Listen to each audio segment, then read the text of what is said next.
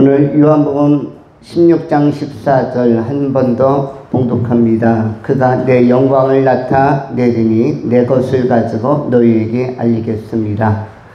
이 말씀을 통해서 하나님의 나라를 이해하십니까? 라는 제목으로 오늘 의미 있는 복음을 전하도록 하겠습니다. 첫 번째 나눌 말씀은 강조. 두 번째, 토대. 토대는 북한 사람들이 많이 쓰는 거죠. 북한에는 뭐가 좋아야 된다고 그러죠? 토대가 좋아야 상승하고 또 직위를 가지고 활동할 수 있고 평양 시내에 살 수 있고. 뭐가 좋아야? 토대. 최소한 무슨 토대는 되어야 된다? 빨치산 토대는 되어야 한다. 어디서 쓰는 말이에요? 북조선 인민공화국. 북한에서 쓰는 말이죠. 토대. 근데 오늘 토대는 그런 토대는 아니고 성서적 토대를 이야기하는 것입니다. 성서적 토대. 그리고 세 번째 나눈 말씀이 목적. 우리의 신앙생활의 목적, 그리고 믿음 생활의 목적, 예수 믿는 것의 목표, 과연 그 목적지는 어디인가, 목적지는 어떠한 상태인가를 상고하는 것입니다. 그럼 하나씩 상고합니다. 먼저 강조입니다. 성경은 무엇을 강조하며, 예수는 무엇을 강조하며, 성령은 무엇을 강조하며, 오늘 본문은, 그리고 본문의 이 귀절은 무엇을 강조하는 말씀인가를 상고하는 것입니다. 오늘 본문 말씀 14절만 다시 읽으면 이와 같습니다. 이것을 해석해야 합니다. 그가 내 영광을 나타내리니 내 것을 가지고 너희에게 알리겠음이라. 이 말씀 안에서 우리는 같이 해석을 해야 됩니다. 우리 초등부도 해석, 고등부도 해석, 청년도 해석, 장년도 해석, 노년도 해석 같이 한번 해봅시다. 자, 요한복음 16장 14절. 먼저 그가는 무엇입니까? 그가는 누구를 의미하죠? 그가. 그 다음에 해석할 것은 내 영광인데, 내 영광이 도대체 뭔가, 내 영광을 나타내리니, 그 다음에 내 것을 가지고라고 했는데 내 것은 무엇인가. 그 여기서 나는 누구인가, 내 것을 가지고 너희에게 알리시겠습니다. 이것은 어떤 방식으로 알리겠다는 것인가. 먼저 해석할 것은 그가는 누구입니까? 본문에서 그가는 성령이, 보혜사 성령이. 내 영광은 누구의 영광입니까? 예수 그리스도의 영광을 나타낼 것이다. 성령은 내 것을 가지고, 내 것이 무엇입니까? 내가 십자가 안에서 행하신 것, 내가 지상에서 말씀을 통해서 선포한 것. 결국 성령은 예수를, 또는 예수가 한 이 일을 그것이 내 것이죠. 내 것을 가지고 너희에게 알리시겠습니다. 너희에게 알리시겠습니다. 여기서 첫 번째 너희는 뭐냐면, 너희는 첫 번째는 12 제자가 될 것이고, 두 번째는 제자들 하면 12 제자보다 더 많은 제자들, 120명, 성경에 기록되지 않은 제자들까지가 너희이고요.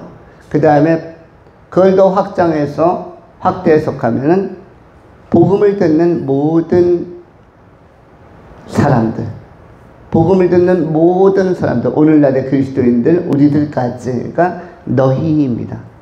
성령으로 말미암아 예수의 것을, 예수께서 십자가에서 한 것을, 부활한 것을 너희에게, 오늘날 우리에게도 지금 증거하고 알려주고 계신 것입니다.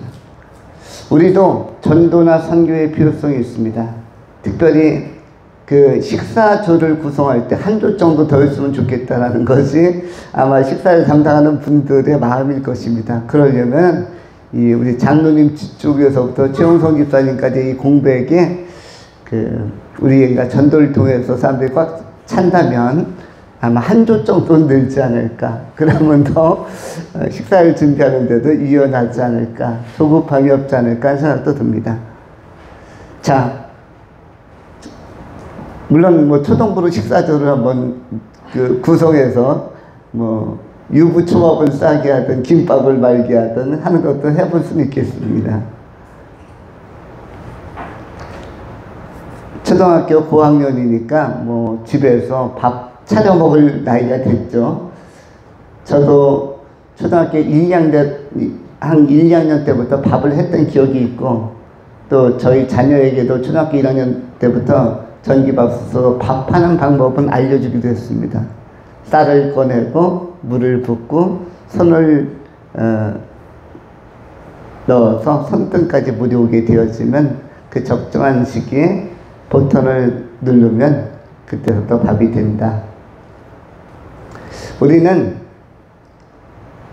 이 전도나 선교도 사실은 성령의 도우심 없이는 가능하지 않은 것입니다.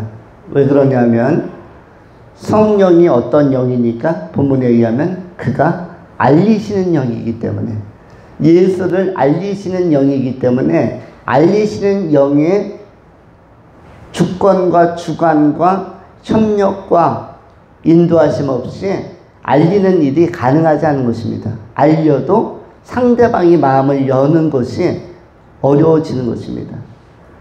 성령의 역사가 있으면은 알리시는 성령, 전달하시는 성령, 상대방의 마음의 빗장을 해제하고 해체하고 열어 제끼시는 성령의 역사가 있을 때 아주 강팍한 사람들도, 아주 단단한 바위돌 같은 심령도 눈처럼 녹아지고 열려지는 것입니다. 우리는 이런 성령의 역사가 임할 수 있도록 잠잠히 기도하는 것입니다. 그래서 기도와 전도는 거의 정비례한다고 할 수 있는데, 성령이 함께 하심을 갖다가 우리는 그것을 권능으로 이렇게 이해하고 인식할 수가 있습니다. 권능이라는 것은 기도하면서 성령이 함께 할 때, 그때 예상 밖으로 그 사람의 마음이 준비되기도 하고, 그 사람의 마음의 빗장을 열기도 합니다. 요한계시록에 기록된 것처럼 볼지어다 내가 문 밖에서 서서 두드리노니, 예수님께서 문 밖에서 두드릴 때, 성령께서 녹아실 때 마음의 빗장을, 문을 열면은 그에게로 들어가 주님께서 그와 더불어 먹고 마시며 동행하는 삶, 연합하는 삶, 구원하는 삶을 시작하시는 것입니다. 성령은 이와 같이 전도와 선교, 교회의 성장에 있어서는 대단히 중요한 것입니다. 우리도 성령께서 예수의 것을 가지고, 복음을 가지고 힘있게 일하실 수 있도록 기도해야 할 것입니다. 예수님께서는 우리에게 두 가지를 강조합니다. 이 땅에 오셔서 강조한 것은 첫 번째, 우리의 실존, 쉽게 표현하면 주제 파악을 계속 말씀하신 것입니다. 우리는 의인이 아니요 죄인이며 지금 여유 만만한 삶을 살 시점이 아니라 아주 심각한 심판의 위기에 있다. 그래서 예수님이 쓰신 아주 강한 어구 가운데 화라는 단어를 씁니다. 예수님께서 화 있을진저 하면서 세게 나오기도 하고, 요한복음 2장에서는 성전에 들어가더니 막 때려 엎었어요. 노끈으로 채찍을 만들어서 막 후려치기도 하고, 비둘기와 양을 내쫓기도 하고, 상을 발로 걷어차기도 하고, 예수님답지 않은 좀 터프함, 그것을 세상 사람들은 폭력성이라고도 하지만 예수님은 터프한 그 아주 호쾌한 모습을 보여주었습니다. 그런데 이게 왜 이렇게까지 세게 나오는가? 그렇게 안 하면 안 되는가? 조용히 말씀하시고 조용히 타일르시면 안 되는가? 근데 조용하지 않았고 예수님은 세게 나오셨습니다. 그건 뭐냐면 우리 인간들의 상태와 실존이 심각한데 그대로 방치되었지만 그대로 이것이 이전과 같이 흐름을 이어가면은, 그러면 다 심판과 지옥에 떨어지는데, 그 화가 임했음에도 불구하고 깨닫지 못하고 각성하지 못하기 때문에, 그렇기 때문에 세게 나오는 것입니다. 여러분, 요즘 건강에 대한 관심이 많죠? 건강에 대한 관심 가운데서 항상 건강에 대한 관심을 갖는데 전 세계에서 고치기 제일 어려운 질병이 뭐라고 하죠? 전 세계에서 고치기 제일 어려운 질병. 다른 것은 다 고칠만 하고 또 좋은 약품이나 좋은 주사제나 좋은 처방들이 많이 나오고 있는데 아직까지도 잘 치료약제가 잘 개발이 되지 않는 질병이 있죠. 그것이 또 발견도 잘 되지 않고 그 중에 하나가 뭐냐면 췌장암이라는 것이죠. 췌장 쪽. 등뼈 안쪽으로 살짝 붙어 있어서 뭐 엑스레이를 찍거나 뭐 여러 가지 기능 검사를 해도 잘 발견도 되지 않고 그리고 실제적으로 별로 아픈 자각 증상 이런 것을 내가 느낄 수 있도록 좀 아파야 뭘 치료받거나 병원에도 가고 약국에도 갈 텐데 별로 아프지도 않고 췌장암은 오기까지는 전혀 아프지 않고 그냥 거의 쌩쌩하다고 합니다. 그런데 아프기 시작하면은 시한은 얼마나 남았다고 하죠? 한 달 이내로 남았다고 합니다. 옛날에는 가장 무서운 병을 백혈병이다 이렇게 막 소설이나 드라마에 굉장히 아주 절절한 러브스토리에 백혈병이 항상 희귀병으로 등장했었습니다. 그런데 오늘날은 그게 아니라 뭐가 제일 세다? 췌장암이 제일 세다. 대적할 질병이 없다. 다른 병은 병도 아니다. 뭐에 비하니까? 췌장암에 비하니까. 우리 이주희 집사님 뒤쪽에서 예배했던 분 중에 우리 조영기 집사님이 계셨죠. 몇 년 전까지. 근데 이분은 건강했습니다. 건강했고 그 나이에 93세, 94세까지 건강했고 여름 수련회 강릉까지 같이 가셨습니다. 그래서 이분은 120세 살겠네 라는 마음이 있었고 적어도 110세까지는 살겠다라는 그런 근거리에서 확인한 결과 확신이 있었습니다. 왜냐하면 출퇴근을 하시는데 저는 94세까지 직장을 정상적으로 성실하게 다니는 사람을 가까이 본 것은 이분이 처음이자 마지막인 것 같아요. 가까이에서 본 것은. 먼 곳에는 있겠지만 94세 나이에 아침에 한 5시 반쯤 일어나면은 집에서 책을 읽고 또 글을 쓰다가 아침에 일찍 출근합니다. 그러면 대학로 쪽 삼성교 쪽에 있는데 서예 연구실이 있었는데 거기에 가서 또 여러 수강생들을 가르치고 오후 4시쯤 이제 퇴근해서 오시는데 이렇게 지하철 2번 갈아타고 버스 갈아타고 또 도보로도 걷고 이렇게 하면서 제가 알기로는 교장 선생님을 71세 은퇴한 걸로 알고 있는데 거의 24년 동안을 은퇴 다음 날부터 출근해서 94세 세상 떠나기 3주 전까지 출근하는 분은 제가 많이 못 보았습니다.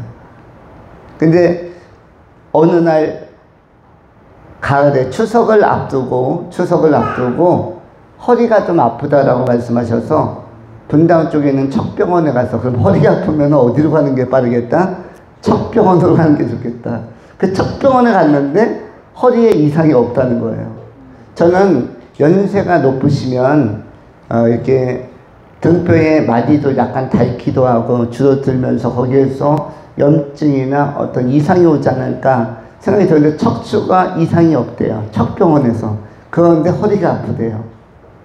그 다음엔 경찰대 병원을 갔었습니다. 그런데 거기에서도 이상이 없는데 기력이 떨어진 것 같아서 링게이딩을 한번 맞추겠습니다 해서 수액을 놓아주셨어요. 그런데 수액이 잘 안 들어간다고 해서 다음날 다른 병원을 또 갔었는데 그 병원에서 이 수액이 안 들어간다는 것은 몸은 굉장히 건강한데 뭔가 보이지 않는데 문제가 있을 수도 있다. 그래서 서울대 병원으로 수속을 밟아서 입원을 했는데 입원 첫날에 원무과에 계신 선생님들이 이야기를 했습니다. 이 환자는 선택을 해야 되는데 웰빙하게 질적인 삶을 살 것인가 양적인 삶을 살 것인가를 빨리 결정을 해야 됩니다. 그러면서 일단 각서 한 장을 쓰시죠 하고 저한테 종이를 내밀었어요. 그 종이가 뭐냐면 연명 포기각서라는 것이었습니다. 그래서 아니 이거를 지금 허리가 아파서 병원에 왔는데 수술하거나 치료하면 되는데 무슨 연명 포기각서입니까? 그래서 저는 수술을 해달라고 이야기를 했어요.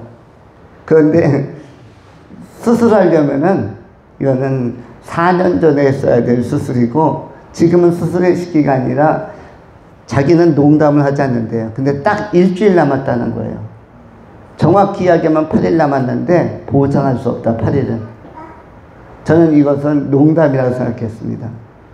그래서 이제 저희 형제들에게 연락하고 또 형제들 가운데 또 가족 가운데 의사들이 있으니까 빨리빨리 연락해서 조언을 얻었는데 수술적으로 방향을 잡자 했습니다. 그런데 절대로 안 된다.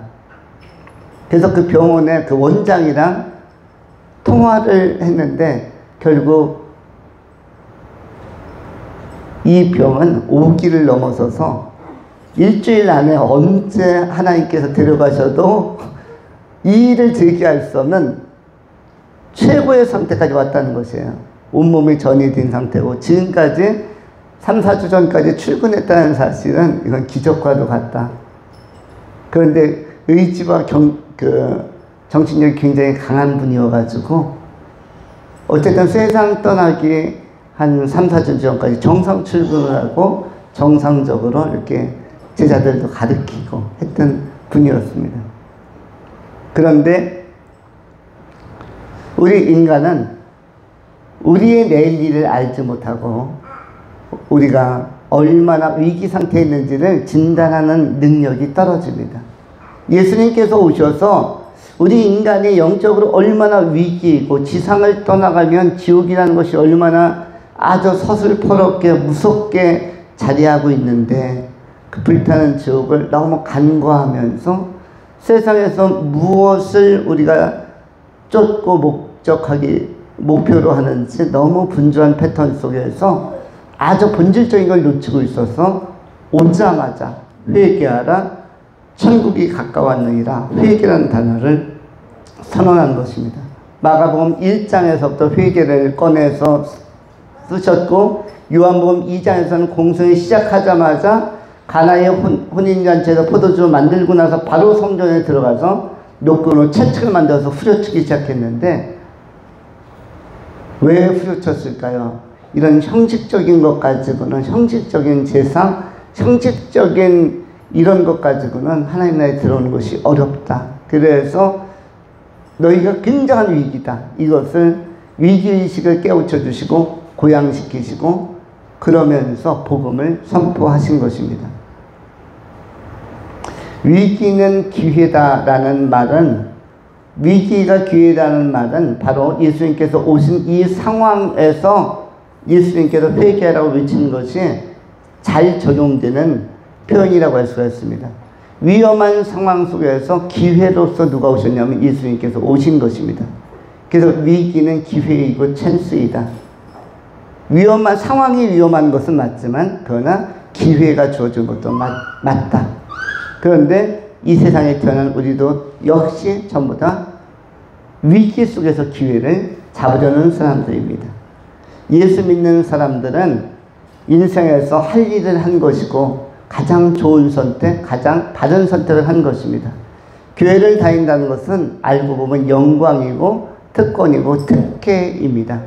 이것은 하나님의 섭리, 오늘도 성령이 나오지만 성령의 활동의 결과물로 교회에 나오고 있는 것입니다.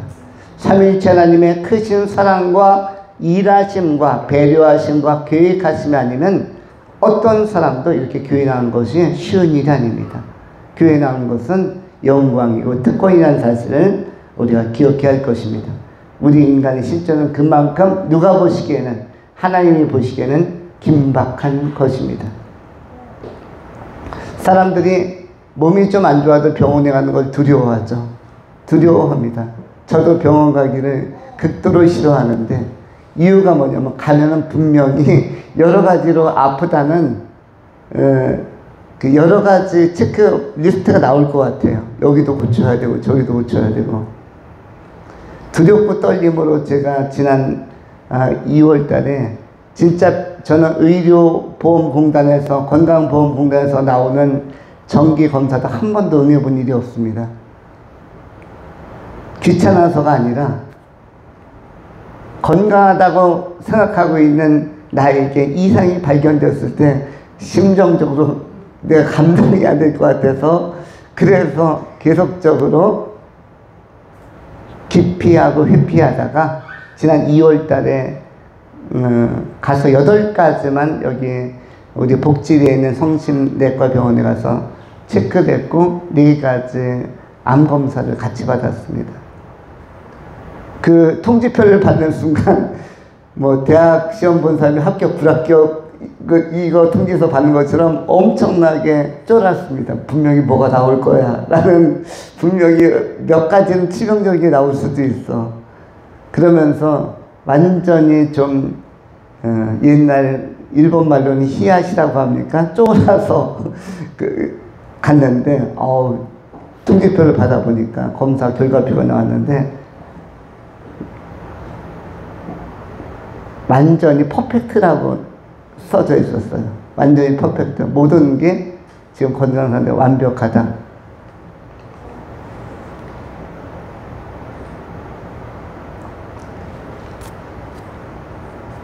그래서 제가 약간의 그 기쁨과 신선한 충격을 스스로 유지하면서 앞으로는 몇 년에 한 번은 그래도 건강검진 받아봐야겠다라는 약간의 자신감을 얻었습니다. 어쨌든 우리의 상태는 그러나 방심은 금물이다. 방심은 금물이다. 요즘 먹거리를 먹을 때에도 그래 100세까지는 일할 수 있는 몸의 상태를 만들어야겠다. 100세까지는 일할 수 있는 몸의 상태를 만들었으면 좋겠다. 왜냐하면 94세까지 출근하는 분을 보았고, 잘 아시는 것처럼 105세의 김영석 교수님 같은 경우 슈퍼에이저라고 하죠.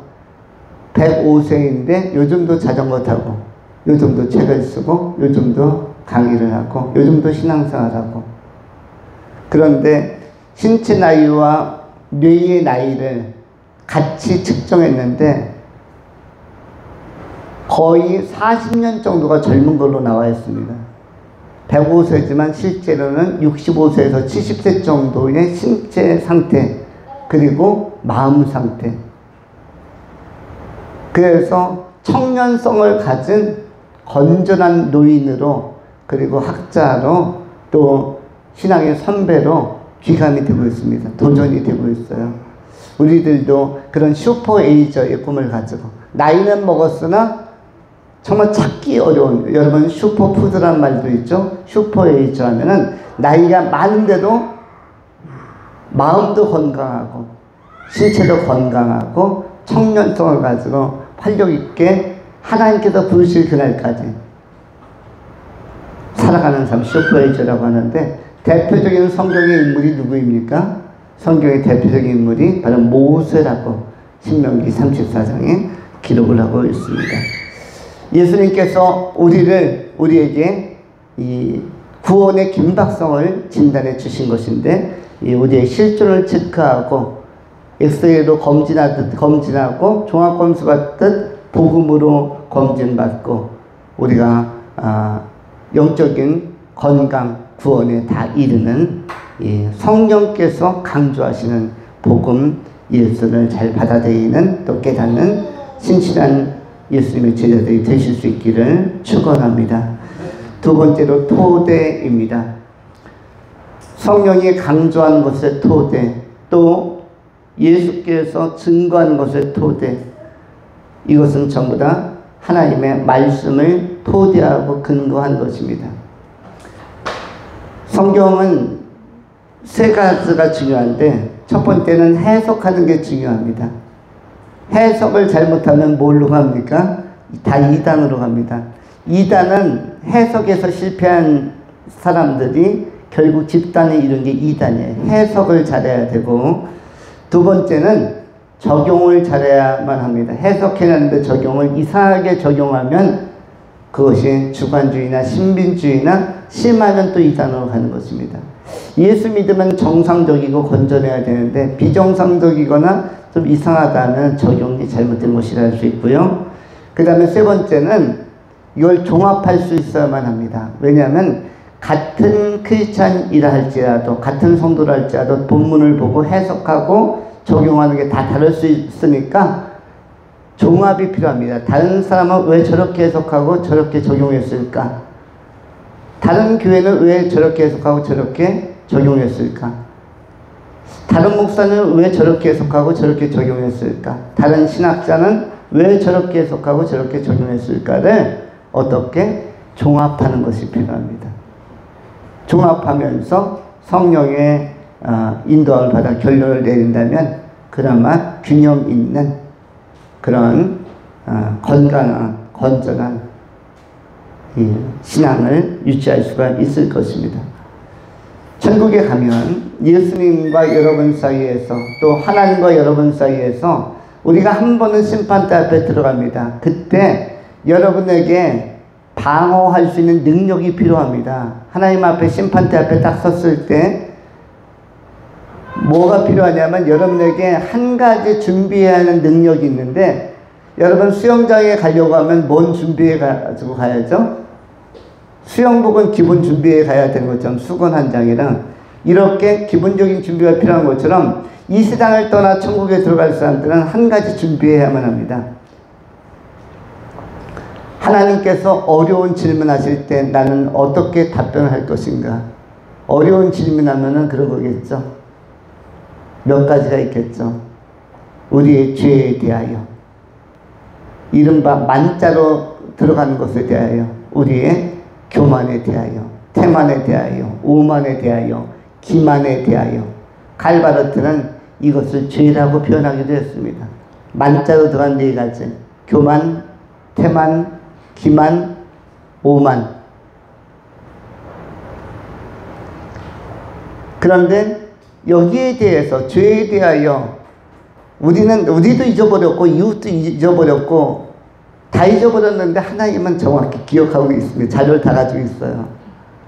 여러분, 범죄자가 범죄하고 나면 본인은 잊어버릴 수도 있지만 또 이것이 10년, 20년 후에 뒤늦게 발견된 사건 같으면 다 잊어버릴 수 있겠지만 누구는 기억하냐면 법관은 자료를 다 가지고 나옵니다. 그래서 심판대에 가면 두렵고 떨리는 것이고 우리는 피고의 입장이 되기 때문에, 그렇기 때문에 원고는 누구냐면 사단이 마귀라고 보면 좋습니다.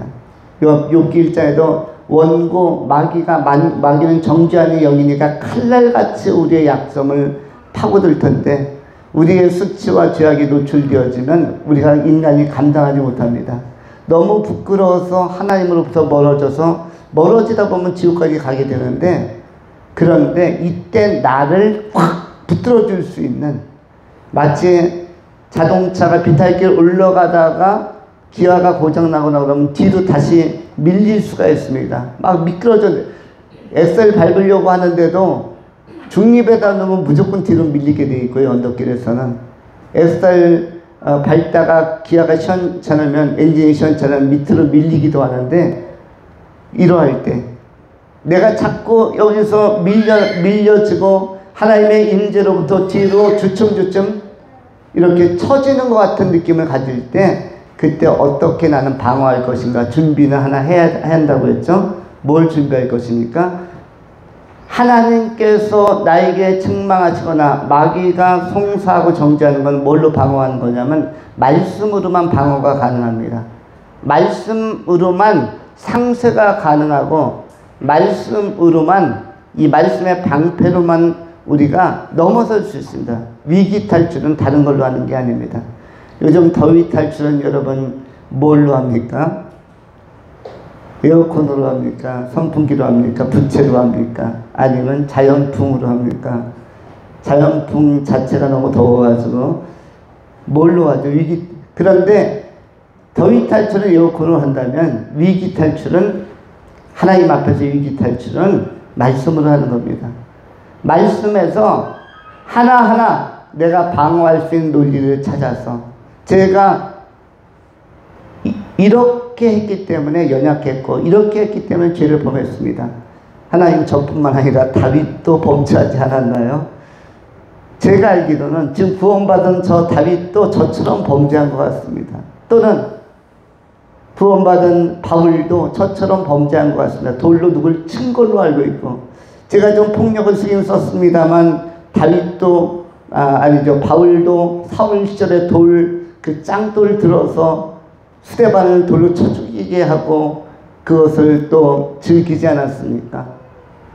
이렇게 하나하나 우리가 우상에게 절하거나 우상 숭배한 것이 나올 때, 그때 우리의 믿음의 선배들도, 아브라함도 저 갈대아 우르에 있을 때는 나무 신상을 섬기는 우상 숭배자 아니었습니까? 75세까지 이렇게 말씀으로 논리적으로 방어하는 것입니다. 그리고 그리스도 예수 안에 있으면 정죄함이 없다고 주께서 말씀하셨는데, 저는 그 말씀을 믿습니다. 저는 그리스도 예수 안에 있습니다. 그러므로 정죄함이 없다는 것도 믿습니다. 나의 모든 죄가 예수 그리스도 우리 주께서 흘리신 보혈의 피로 다 씻겨진 것을 믿습니다. 그리고 주님을 쳐다봅니다. 주님 맞습니까? 라고 쓱 쳐다보면, 예수님 쳐다보면 뭐라고 하겠습니까? 이 사람이 하는 말이 다 맞습니다라고 할 것입니다. 다 맞는데, 예수께서도 긍정하는데 이런 사람은 어디로 가겠습니까? 천국에 당연히 가는 것입니다. 당연히 가는 것입니다. 그래서 나의 약점을 방어할 수 있는, 나의 죄를 방어할 수 있는 말씀을 꼭 여러분이 마음속에 새기고 살아야만 합니다. 그래서 언제 하나님께서 보셔도 이 사람은 확실히 울퉁불퉁 살았던, 또는 뭐 컨디션에 기복이 있었던 관계없이 천국에 들어가게 되는 것입니다.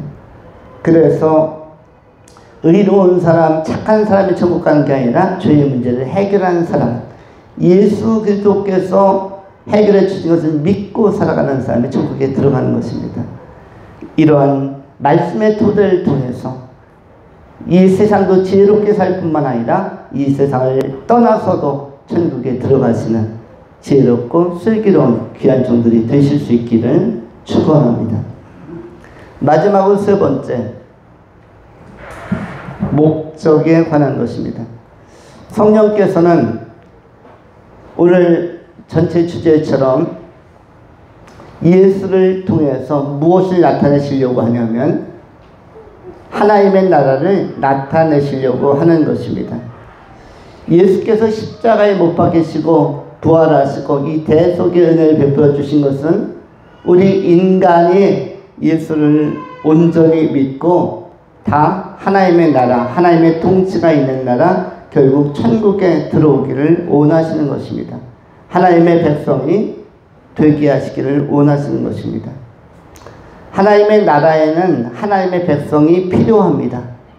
하나님께서 어떤 분들은 그러죠. 하나님 나라에 10,000원이라서 내가 들어갈 자리는 없을 것 같아. 근데 하나님 나라는 10,000원이 아닙니다. 하나님의 나라는 빈자리가 있습니다. 여러분이 들어갈 자리가 있습니다. 여러분이 어떤 콘서트장이나, 여러분 유명한 가수 이명웅 같은 분이 있죠. 이런 분들 콘서트 하면은 사람들이 체육관이든 경기장이든 스타디움이든 몇만 명씩 꽉꽉 찹니다.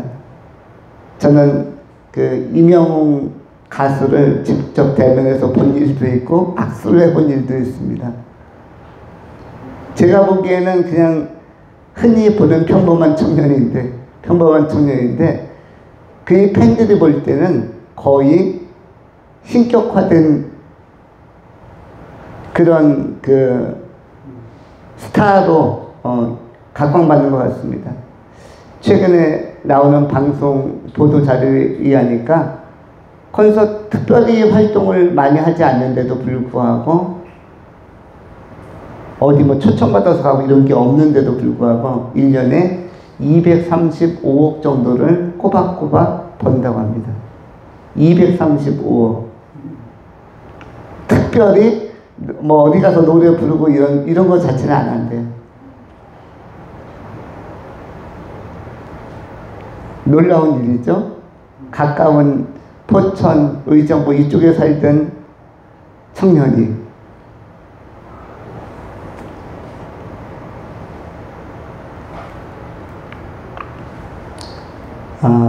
그런데 하나님의 나라는 이런 콘서트 또는 어떤 야구장, 축구장, 뭐 국가대표 월드컵 결승전 꽉꽉 차서 표를 못 구해서 못 들어가는 이런 일이 없는 하나님 나라는 아직 자리가 많이 있습니다.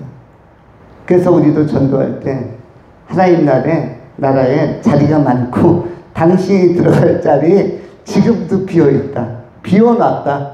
그러니까 언젠가 복음을 꼭 깨닫고 당신의 자리를 당신이 가서 채워라. 그 자리 비어있다. 실제로 하나님의 나라에 들어갈 자리가 많이 있습니다.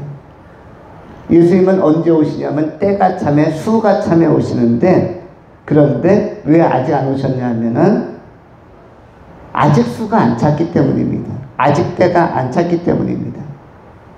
예수님은 사람들이 오라고 해서 어떤 종말론 교회가 막 오라고 기도해가지고 오시는 분이 아닙니다. 수가 차야 오는 것이고, 천국에 하나님 나라 백성들의 수가 차야 되고 때가 차야만 합니다. 요 백석 복지리 소방소 앞에 새 아파트 앞쪽에도 종말론 교회 2단 교회가 하나 있습니다. 의정부에 있는 교회가 한 15년 전에 들어와서 한 30명 정도 종말론 신자들을 데리고 이 백석에서 자리를 잡았는데, 그들이 이혼한 날짜가 계속 3번 빗나가서 다 떨어져 나가고 딱 한 가정이 종말론 선포했던 그 지도자도 다 갔어요. 근데 한 가정만 남아서 종말론 집회를 합니다.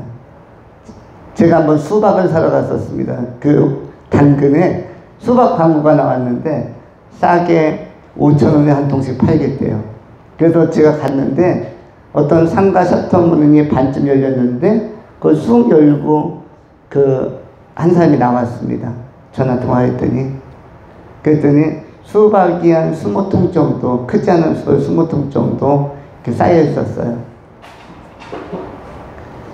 그러면서 보니까 한쪽을 보니까 자리를 치워놨는데 그 돗자리 한 2개 깔아놨고 거기에 성경책과 찬송가 같은 것이 한 10권 정도 쌓여 있었습니다. 그래서 제가 여기 무슨 기도 모임 같은 거 합니까? 라고 여쭤봤더니 그게 아니라 저희는 주님의 재림을 준비하는 종말론 교회라고 이야기하더라고요. 그러면서 자기의 스토리를 하나하나 이야기해 주었습니다. 그런데 종말론에 심취했으면 그런데 수박은 왜 팔고 계세요? 제가 이야기를 했거든요.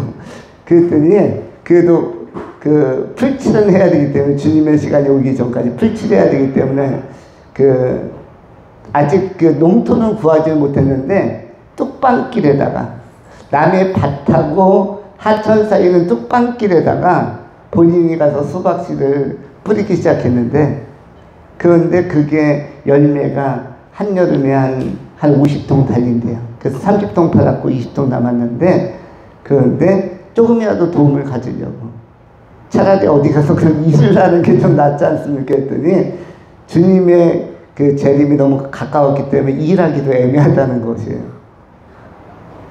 그래서 저희 교회에서 나온 책을 2권 제가 드렸습니다. 너무 방황하지 마시고 충분히 그럼 정말 기다리다가 그런 날이 다 지나가거든 이제는 더 이상 외롭게 여기서 가족끼리 자녀들 고문하지 마시고 자녀들 둘하고 남편을 붙들어 놓고 넷이서 모이는 거예요. 그래서 우리 자리 비워놓은 저기 삶의 교회라고 저쪽에 있으니까, 대교 아파트 뒤쪽으로 있으니까 거기 4명 앉을 자리 있으니까 언제도 와도 좋으니까 오십시오. 지금 한 말은 이제 실화이면서도 그냥 우리가 조크로 이야기하는 거고요. 결론적으로 이야기하면 하나님 나라는 예수님께서 아직 재림하지 않았다는 말은 천국의 자리가 충분히 있다는 뜻입니다. 그래서 우리가 지금은 오히려 또 전도와 선교의 공백이, 여백이 많이 열려 있다. 이런 것도 긍정적으로 가져가실 수 있기를 바라고, 말씀을 마지막으로 하나님의 나라에 대해서 하나 읽고 마무리하겠습니다. 요한복음 14장 17절에 하나님의 나라는 먹는 것과 마시는 것이 아니요 오직 성령 안에서 있는 의와 평강과 희락이라. 하나님의 나라는 먹고 마시는 나라, 지상 나라와 성격이 다르고, 이 나라는 먹을 필요가 없는 존재 자체가 새로워지는 그런 나라입니다. 여러분, 천사를 생각하시면 좋은데, 천사의 몸 상태와 마음 상태, 천사는 먹고 마시지 않습니다. 천사는 자유합니다. 시간과 공간에서 자유하고, 하나님 나라, 천사와 같이, 천사보다도 뛰어난 존재로서 여러분이 영생을 살게 될 것입니다. 하나님의 영광 앞에 나아가는 지혜롭고 좋은 선택한 믿음의 종들이 다 되실 수 있기를 축원합니다. 기도하겠습니다. 할렐루야. 존귀하신 하나님 감사합니다. 오늘도 복음과 진리의 말씀을 통해서 하나님의 나라와